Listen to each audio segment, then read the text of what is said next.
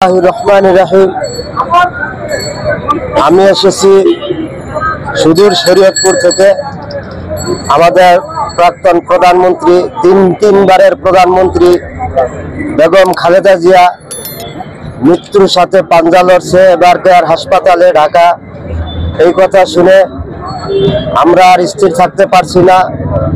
আমাদের জননেত্রী বেগম খালেদা জিয়ার সাথে দেখা করার জন্য, তার ভালোবাসার টানে আমরা ঢাকায় চলে এসেছি। আমরা চাই আল্লাহ পাক রব্বুল আলামিন যেন আমাদের দেশনেত্রী বেগম খালেদা জিয়াকে খুব দ্রুত সুস্থ করে আমাদের মাঝে ফিরিয়ে দেন। আমার শরীয়তপুরবাসীর পক্ষ থেকে আমি তার জন্য দোয়া করলাম, সারা বাংলাদেশের পক্ষ থেকে আমি তার জন্য দোয়া করলাম, আমাদের প্রধানমন্ত্রী খালেদা জিয়ার জন্য।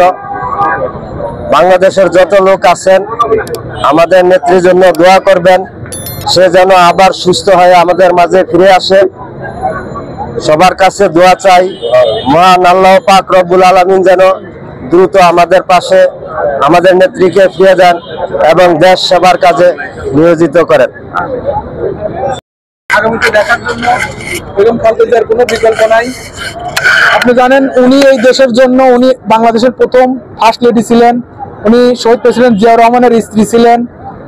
ওনার অনেক সুযোগ ছিল বিদেশে আরাম আয়েশে বসে দিন কাটানো, কিন্তু এই দেশের সাধারণ মেহনতি মানুষের কথা চিন্তা করে উনি কখনোই দেশ ছাড়েন নাই।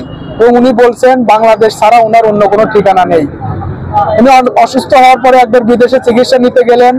ঠিক সেই দিন সন্ধ্যার সময় আওয়ামী লীগের তৎকালীন সাধারণ সম্পাদক ওয়াদুল কাদের মিডিয়াতে বললেন যে উনি পালিয়ে গেছে, উনি আর আসবেন না।